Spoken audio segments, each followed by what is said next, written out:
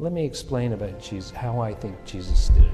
Jesus was acutely aware of his divinity. He was so aware of his own divinity that other people said, hey, I think you might be God. He goes, well, okay, you talk, but I'm gonna be that presence. I'm gonna embody the presence of the divine as me. And then when I look at you, I'll also be seeing the divine in you, and I'll say things like that. I'll say, you and I are children of God. I am one with the Father, and you're one with me, and one with the Father. We're all one in this thing. And this emerging, expressing, creative, redemptive, inspiring, loving, peaceful, powerful presence that Jesus was is who you are at your core. Welcome to Easter. It's amazing that we have this story about Jesus who has lived an exemplary life, has been the perfect person in many people's eyes, has done nothing wrong his whole life, and he is crucified. So many of us sometimes come to this question, why me? What's happened? Why did I do? What kind of mistake have I made in my life that I have tribulation, or I'm being persecuted, or I'm having a difficulty, or somebody's rejecting me, or I lost my job, or someone died in my life, or I have cancer, or any of that stuff. We have those times in our life. Every life has them. Don't you? Don't you have them? Yes, of course you do. You don't even have to answer. I'll do it for you. We die to something we loved, or we lose somebody that we loved, or we're disappointed that our plans didn't come about. It's true, it happens. And so many people in the spiritual world, in a world like ours where we say that you can create your own reality by changing your thoughts, when we get to this point, we think, ooh, something must be wrong with us, or more pointedly, we point the finger at others and say, what'd you do wrong? Right? That's known as spiritual malpractice. What we're here to do today is to celebrate the truth of each of us, that the Spirit within us, that living, powerful presence that lives in us as us, is the same powerful presence that lived in Jesus as Jesus, and lives in all our heroes as them, and also the slob next door. God in us. It's our hope of glory. It is not that we will go through this life with no pain or tribulation. Even if we do everything right, things may happen. But the purpose of this experience is something that if we're simpletons and say, oh, it's just trouble to me, it means nothing, all we'll find is that it was just suffering. But if we take a wiser stand and say, how can I unfold greater from this place, then that which has become difficult becomes something that makes you more alive. A few weeks ago, I was at a spiritual retreat in New York, and I had the pleasure of meeting a doctor who was a doctor at Harvard, and so she had good care, but during a delivery, she bled to death. For 8 minutes, she was dead. And in that time, she tells a great story because she was a doctor, and she was not only aware of what was happening inside her body, but what the staff was doing to try to resurrect her. And she was in this point about midway through the dying process of 8 minutes, let's say 4 minutes into it, and she heard this word like a vibration from God, really. It said, live. And with that, the enormous pain came into her body, but with the pain came the awakening of the cells within her body, and in a few minutes she was back alive. The pain was part of her awakening process. But what was also interesting about this is she went into this operation, she went into it a devout materialist. that said there is nothing but the body and the mind. There is no soul. There is no spirit. She just was sure of herself, as many people have been. Oh, this is it. I can see it. If I can't see it, it doesn't exist. And only fools would think that there's God. And now, 30 years later, she's quite a different person. She has risen beyond her limits of understanding by the suffering she went through, by the trauma of this event, and then by coming all the way through it and being resurrected. She is changed by the experience. And one of the reasons for the suffering that we have is that it breaks the shell of who we thought we were if we take the resurrection route and not the poor me route. If you take the resurrection route, you have the experience of going, I thought I was just a body and a mind, but now I realize I am spirit, or something is alive in me that is grander than my body and endures beyond death because I was awake while I was dead. You will be like Jesus coming up out of the tomb if you take that route. So let me tell you how to take that route, since you're going to go through it anyway, right?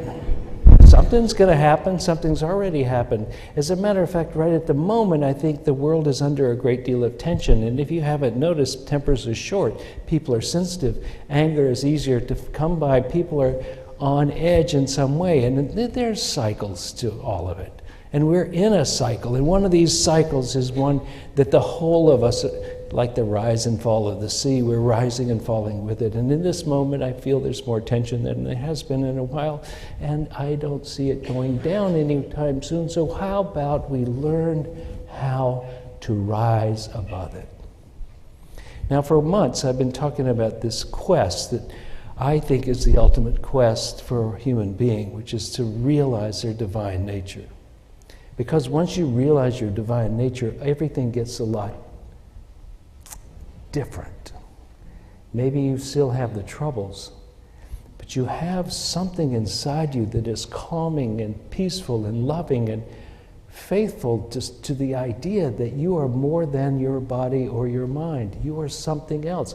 And so the quest to find your inner being, the truth of who you are, often known as the awareness aspect of you, but all of this is a display of God in some way. But this inner place is where peace, love, and happiness lie. And if you will turn there, you can do miracles. Let me explain about Jesus, how I think Jesus did it. Jesus was acutely aware of his divinity. He was so aware of his own divinity that other people said, hey, I think you might be God. He goes, well, okay, you talk. But I'm going to be that presence. I'm going to embody the presence of the divine as me. And then when I look at you, I'll also be seeing the divine in you, and I'll say things like that. I'll say, you and I are children of God. I am one with the Father, and you're one with me, and one with the Father. We're all one in this thing. And the way it works is this life force, this force that grabbed this woman while she was dying and said, live, is the same life force that's in you. This emerging, expressing, creative, redemptive, inspiring, loving, peaceful, powerful presence that Jesus was is who you are at your core. And when you find it, you become a different person. And so the quest to be in touch with that is the ultimate quest. Because you can change all the things on the surface, but you'll get them all right, and it will collapse. It's the nature of it. So you want to go to the place where there is only God and hang out there. and not with the frivolous stuff up here. Let the big things of your life be considered frivolous, because all of them pass. Until you find your home, you will think they are the most important thing.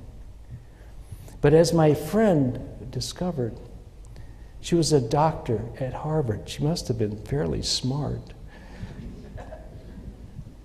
She had a family. She had a husband. She was feeling competent and useful and important and wise, smart anyway, and on track to do what a person can do with their life. And yet, when she had all that going right, she still died.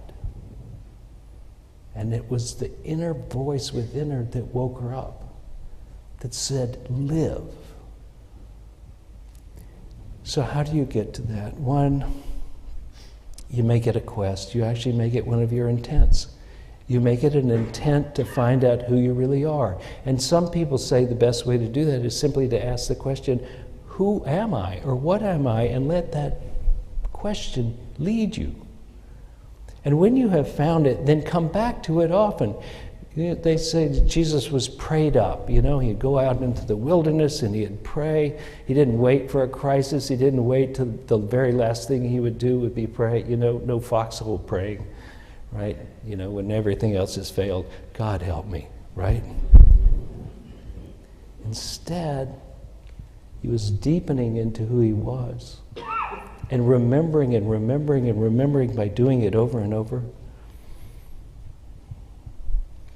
And then he could come to the moment as that still place within him. And Pilate could say, hey, look, you know, I have your life in my hands. I can do whatever I want with you. And what does Jesus say? Maybe. But all the power in the world comes from God, not from you. So you just do what you think you ought to do. And I'll do what I do, because I am that presence, and I have practiced enough that you can't scare me with this death thing. You can't scare me with torture. You can't scare me, because I am not what you see. I transcend that. And he practiced knowing this. He did meditation. He did prayer. He did whatever he could to remember. How often do we wait until it's really disastrous time, and then we decide, boy, I'm really under stress today. Maybe I should meditate today. Yeah, you're right, you should, but maybe before. Or prayer, however you get there. So you come to that. He also lived in the present moment. Now, the present moment is a fantastic place to be. You know, you can spend a lot of your mental energy wondering what the future will be like, how will it turn out, what's going to happen. I spend a lot of my early mornings, I wake up and I start counting my money. It's a brilliant thing to do. I really suggest everybody do that. Incredible waste of time. Or you could be worried about the past. You could be feeling guilty about something, or angry about something, or unforgiving towards somebody. And hang on to that. Repeat the story. So first, as they say in Buddhism, there are two arrows. There's one arrow, the suffering, the pain when you get shot with the first arrow. Everybody gets shot with that arrow. It's pain or it's loss. It's something you didn't want to have happen. The second arrow is one you shoot yourself with. When you repeat, rehearse, memorize, vocalize, traumatize yourself by what's happened in the past. And that becomes so important in you that you can't see beyond it. I want to do a little demonstration with you, mental game, to show that the world isn't as we think it is. The world only appears the way it is.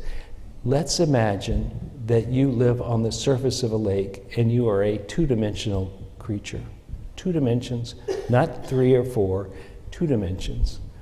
So when you look across the lake there, you can't look up, you can't look down. You see the line of the lake, and it's broken every so often. And then it comes back and it's broken again. And then it's broken again. And that's all you know. And so you make up a story about what that means. Right? Now, if you're a 3-dimensional or 4-dimensional creature, you see a twig that breaks the surface of the water every so often. And the story that the 2-dimensional being made up isn't really the truth. So imagine that you are currently thinking you're a body and a mind, and that this way of seeing is the totality of reality. All that can be known is all I can see with my mind and with my eyes, and yet there could be another dimension that makes all this make sense. That progression that you're going through the process of winning and losing, is a progression that invites you to remember who you really are so that you can wake up beyond your current boundaries, beyond your 2-dimensional way of seeing things. And that the process of exploding your boundaries is the one that explodes when you answer the question, who am I? And you look out there and you realize you're not just the body, and all this that had happened was just a twig breaking the surface. Your life was good, your life was bad, your life was good, your life was bad. But what is the purpose? Where are we going with this? And I personally believe that the purpose of your life is the ongoing unveiling of your true identity and living as the being, living as the transcendent aspect of yourself. That is the purpose of life.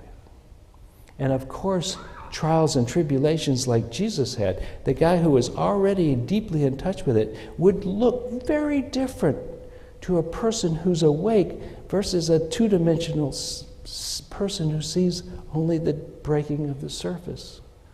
He would see it as a way of demonstrating who he really was. He would walk into it willingly, even though some part of him might be deathly afraid or anxious or frightened by the possibility he might fail. Even though that might be true, he walks into it willingly because he knows he's not the body, and since he's not the body, he cannot die, so therefore he's going to take it head on.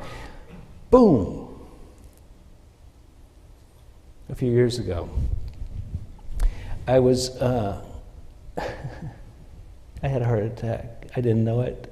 I went to the cardiologist a week later. He puts me in the ambulance and I go straight to the hospital. I go, I just walked the dogs and drove 30 minutes to be here. And he goes, with that, the door opens and they put me on the gurney and I'm off.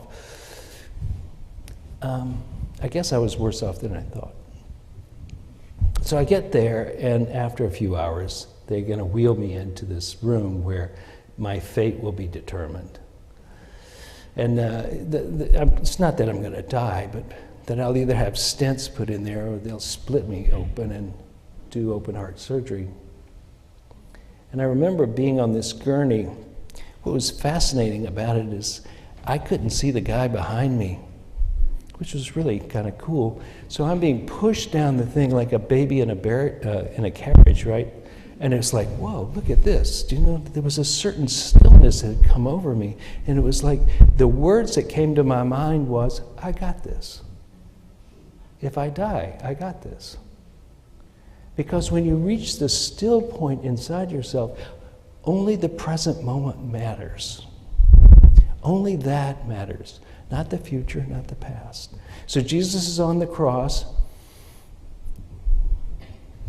criminal on one side, criminal on the other side.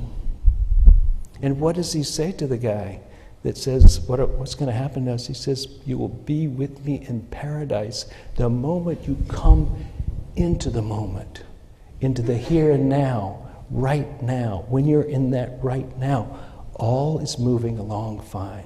You don't know what's going to happen. We don't care what's happening because we're present to this very moment. And right now, you will be with me in paradise.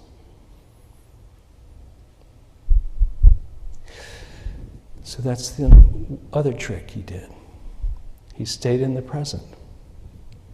He was quick to realize that only in the present can the divinity operate fully. Only in the present does it have the room to unfold the miracle. And to set himself up to have that miracle and to stay in the present, he said something that you have probably said yourself. Forgive them, they don't know what they're doing. Because they're just a two-dimensional tree, twig, boom, boom. That's how they see the world. They don't see the world from the perspective of God's perspective. You just see the break, and the line comes back, break, the line comes back. They think they're doing the right thing, or they think they're getting to you, or they think they don't know what they're doing. Whatever they think, you can forgive them. Because they're just in a two-dimensional space, reactive. So the third thing there is to forgive. To bring yourself into forgiveness is one of the foundational requirements of a miracle. You can't be doing miracles while you're condemning. You can't do miracles while you're doubting what other people are doing. That it's, why are you doing this to me? That's a two-dimensional thought. How about this? What can I learn from this? How can I unfold? How can I become who I really am? How can this be a transformative moment for me? The phoenix who burns up rises from the ashes. But they first have to burn up, so don't fight it. It's okay.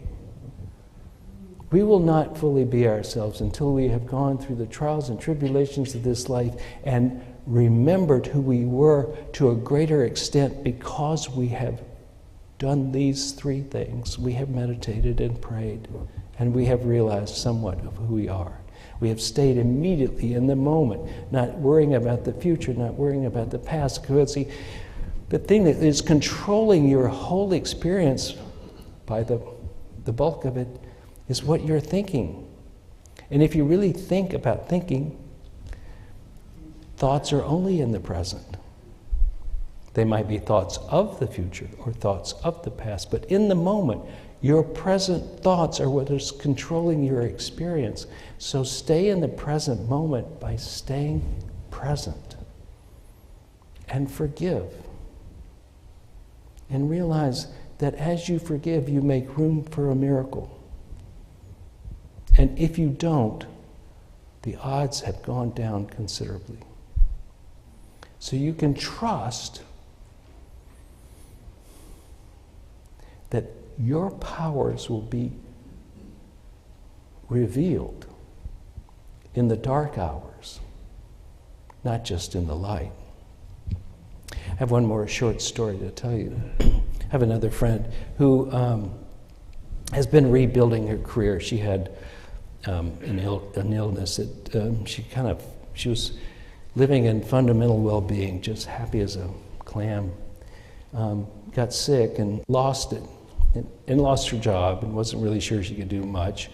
And she'd been a very, very capable person, dramatically capable. And she has a very dramatic life. You know, she had a big car wreck and was in it's just in Russia. I mean, what are your odds of making it through that?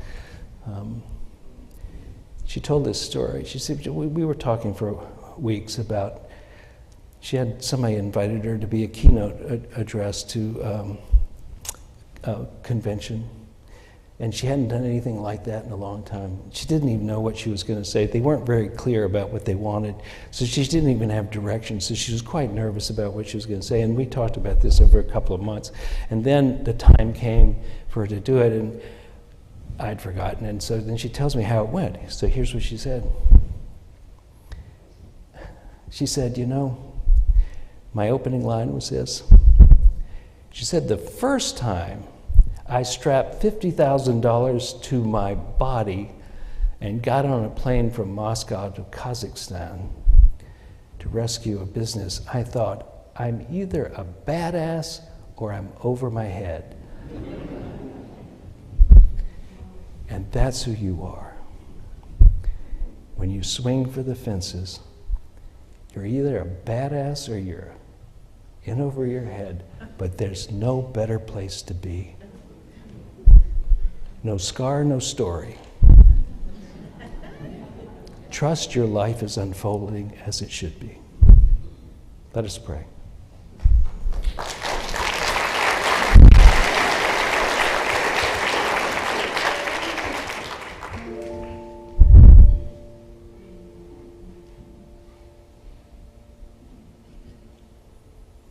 Let's be still again at first. The first thing we should do is practice some stillness. When you want to go deep, practice stillness. Sit still. Follow the breath.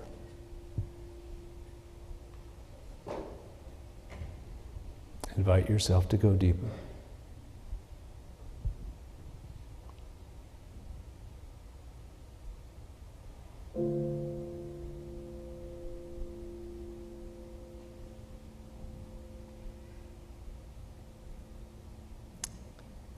Feel that life force within you as you go deeper.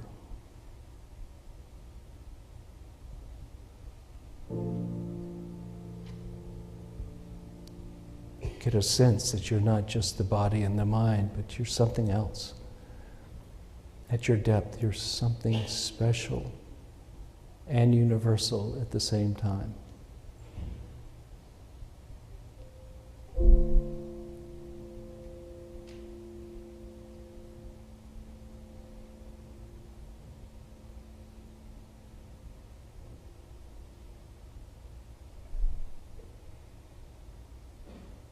While you're down there, ask this question: what am I really?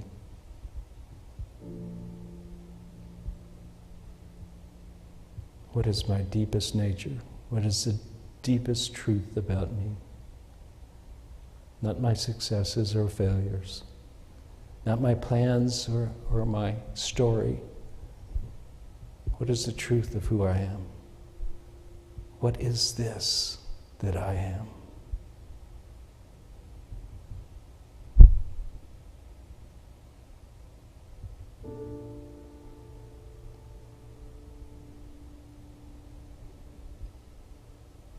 That life force that could say to you, live. Or another way, be.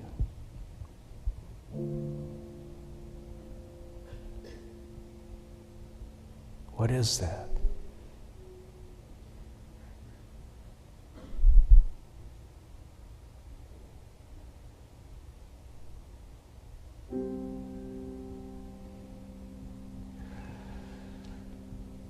Please don't ever stop looking, for the Christ in you is your hope of glory. And so it is. Amen. I hope you got something out of today's service. We intend to bring you things that will help you in your life become more of who you want to be, give you the freedom of forgiveness and the hope of expectancy that your life will unfold in a way that brings you joy, happiness, and is a contribution to the world. If you would like to contribute to this ministry, please go to unitytriangle.org, hit the donate button, and it will lead you into an easy way of doing that. We thank you for your attention and look forward to seeing you again here.